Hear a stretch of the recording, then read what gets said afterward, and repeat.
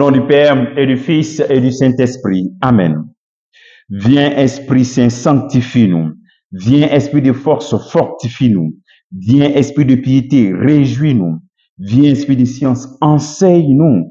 Viens, Esprit de crainte de Dieu, garde-nous. Viens, Esprit de paix, donne-nous ta paix. Ô Seigneur, envoie ton Esprit et tout sera créé, et tu renouvelleras la face de la terre. Bien-aimés dans lequel nous sommes en ce dimanche 6 octobre, et la parole de Dieu qui nous est proposée, extrait de l'évangile de Marc chapitre 10, verset 2 à 12. Et nous lisons.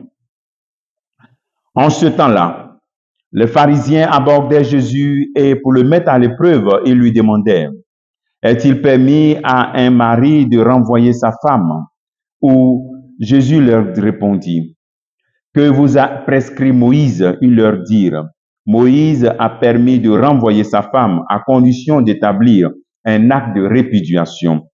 Jésus répliqua, c'est en raison de la dureté de vos cœurs qu'il a formulé pour vous cette règle. Mais au commencement de la création, Dieu les fit hommes et femmes. À cause de cela, l'homme quittera son père et sa mère et s'attachera à sa femme. Et tous deux deviendront une seule chair. Ainsi, ils ne sont plus deux, mais une seule chair.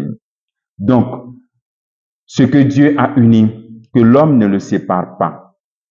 De retour à la maison, les disciples l'interrogèrent de nouveau sur cette question. Il déclara, celui qui renvoie sa femme et en épouse une autre devient adultère envers elle.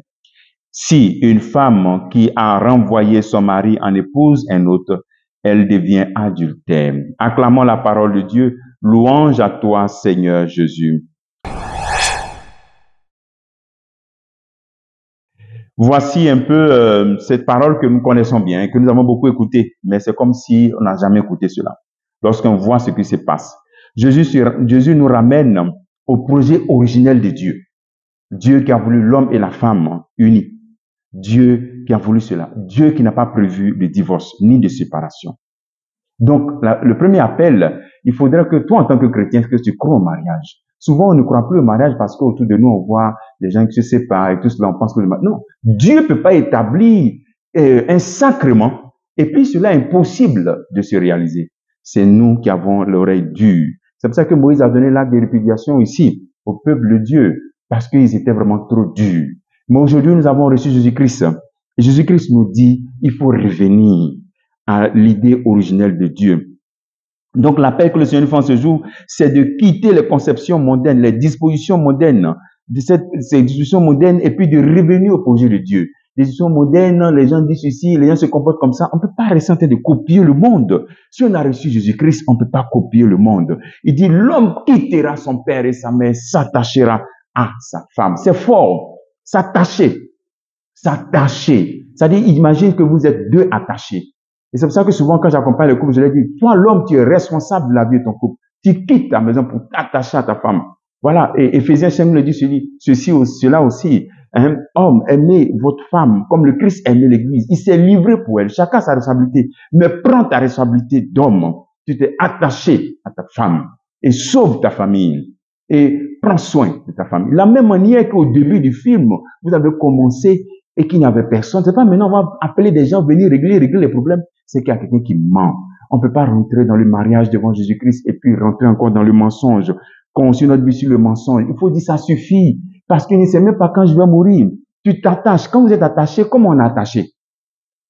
Donc, c'est comme s'il y a une corde que vous attachez. Quelle corde? C'est la corde du oui devant Dieu. C'est-à-dire que nous, on est faible, mais c'est Dieu qui est fidèle. Et donc, on s'appuie sur sa fidélité pour respecter ce oui-là. On respecte Dieu. Le oui devant Dieu.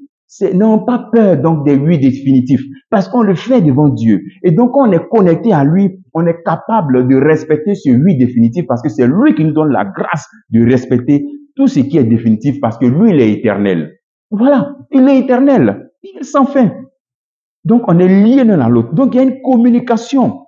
On dit une seule chair, c'est une seule chair. Donc, toi, époux, épouse, sauve ta famille, fais de ton mariage une réussite. Et aux jeunes, préparez-vous. Cherchez les valeurs qui vous aident à sauver, à avoir un mariage réussi. La pureté du cœur, la pureté du corps. l'humilité et puis la crainte de Dieu. C'est-à-dire respecter Dieu, chercher la parole de Dieu. Voici les éléments de discernement lorsqu'on cherche une âme sœur. La pureté du cœur, quelqu'un qui aime, qui veut vivre la chasteté. Qui sait que la relation sexuelle n'est pas le premier élément, mais d'abord mon corps comme le temple, l'Esprit Saint, mais la crainte de Dieu, l'humilité, ma capacité à m'humilier, à demander pardon. Et enfin, le Seigneur nous invite à bannir de notre vie l'adultère. L'adultère. Toi, en tant qu'époux ou bien épouse, ne t'installe pas dans une situation d'adultère. Ça crée la malédiction sur ta vie. Sortons de l'adultère. Comme travail que tu prends pour aujourd'hui, toi, marié ou pas, fais 10 je vous salue Marie pour les mariages en difficulté. Que le Seigneur nous bénisse et qu'il nous donne d'entrer dans son projet parce que nous sommes ses enfants. Un enfant obéit à son Père. Qu'il te bénisse, qu'il bénisse tous en ce jour au nom du Père, du Fils et du Saint-Esprit. Amen.